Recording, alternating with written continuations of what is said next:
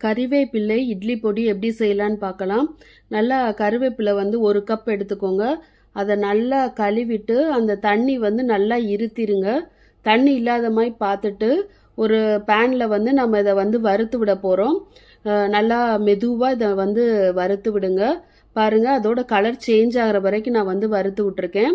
இப்போ இதை நீங்கள் இப்படி பிடிச்சி பார்த்தீங்கன்னா உங்களுக்கு வந்து அது நொறுங்கணும். அதை தனியாக எடுத்து வச்சுக்கோங்க. அடுத்து பார்த்தீங்கன்னா கருப்பு உளுந்து ஒரு 3/4 கப் எடுத்திருக்கேன் நான். அதையும் வந்து நல்லா வறுக்கணும். அதாவது நீங்கள் வந்து கொஞ்சம் கூட சாப்பிட்டு பார்த்தீங்கன்னா நல்லா உங்களுக்கு அந்த வறுபட்டது வந்து டேஸ்ட்டு தெரியணும். அந்த அளவு நீங்கள் வந்து இதை நல்லா வறுக்கணும். அடுத்து பட்டை வத்தல் வறுத்துக்கிட்டேன். ஒரு 6லேருந்து 7 பட்டை வத்தல் வறுத்துக்கோங்க.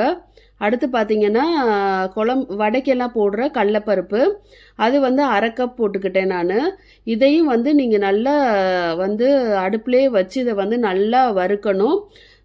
அதாவது பச்சையாக வந்து அது இருக்கக்கூடாது, நல்லா வறுபட்டிருக்கணும். அப்போ தான் இட்லி பொடி டேஸ்ட்டாக இருக்கும். 6 பூண்டு வந்து நம்ம வந்து நல்லா வறுத்துக்கிறோம். லைட்டாக எண்ணெய் ஊற்றி வெள்ளைப்பூடை வந்து வறுத்து எடுத்துக்கோங்க. பாருங்க, இந்த மாதிரி அதுவும் வந்து கொஞ்சம் கூட பச்சை இல்லாத மாதிரி நல்லா ஃப்ரை பண்ணணும். அதாவது இட்லி பொடியோட டேஸ்ட் வந்து நம்ம எப்படி வறுக்கிறோங்கிறதுல தான் இருக்குது. அடுத்து வந்து பார்த்தீங்கன்னா நான் வந்து அடுப்பை அமர்த்திட்டேன். கொஞ்சம் பெருங்காயத்தை வந்து வறுத்து எடுத்துக்கிட்டேன். இப்போ பாருங்கள், அதை நல்லா ஆறட்டும். இப்போ அந்த கருவேப்பிலை பாருங்கள் எப்படி நொறுங்குதுன்னு.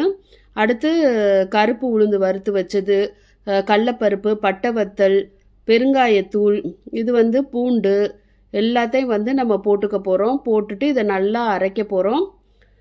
இது வந்து பெருங்காயத்தூள் நல்லா வறுத்தது. பெருங்காயத்தூள் வறுக்கிறப்ப மட்டும் அடுப்பை வந்து அமர்த்திருங்க. அந்த சூட்டிலே இது பண்ணால் போதும். இதை நல்லா அரைச்சாச்சு. நம்ம இட்லி பொடி ரெடி.